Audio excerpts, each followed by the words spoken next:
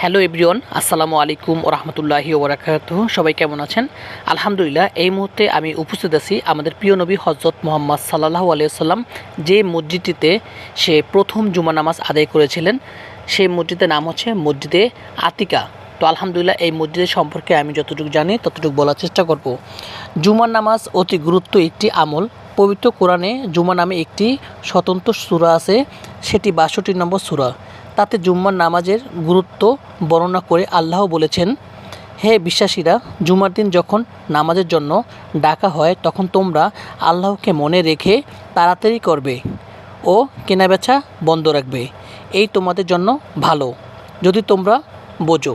নবীজি সাল্লাল্লাহু আলাইহি সাল্লাম জুমার নামাজকে খুবই গুরুত্ব দিতেন। তিনি প্রথম জুমার নামাজকে যে মসজিদে আদায় করেছিলেন সেটি ঐতিহাসিক মসজিদে জুমা। মসজিদটি মদিনায় অবস্থিত। রাসূল সাল্লাল্লাহু আলাইহি সাল্লাম হিজরত করে মদিনায় যাওয়ার পথে কুবা নামক স্থানে 14 দিন অবস্থান করেন। সেখানে তিনি একটি মসজিদ নির্মাণ করেন।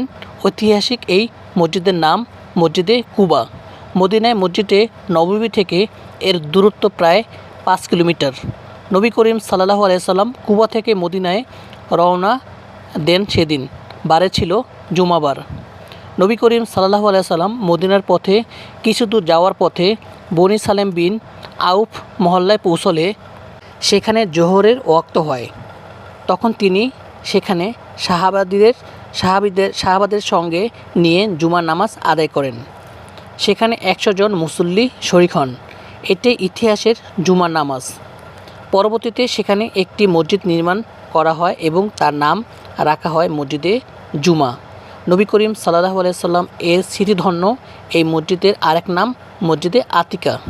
মসজিদটি কুবা মসজিদ থেকে 900 মিটার দূরে উত্তরে এবং মসজিদে নববীর 6 কিলোমিটার দক্ষিণে অবস্থিত। মসজিদটি সর্বপ্রথম পাথরের শিলা দ্বারা নির্মাণ করা হয়। হিজরতের সময় মদিনার পথে বনি সালেম গোত্রে আদায় করা জুমাই ইসলামের ইতিহাসে প্রথম মসজিদ জুমা। এই জুমার নবী করিম সাল্লাল্লাহু আলাইহি সাল্লাম বেশ লম্বা খুতবা দেন। এটাই ছিল ইসলামের ইতিহাসের সর্বপ্রথম জুমা ও সর্বপ্রথম জুমার খুতবা। আপনাদের কাছে যদি ভালো লাগে ভিডিওটি অবশ্যই লাইক কমেন্ট শেয়ার করে দিবেন।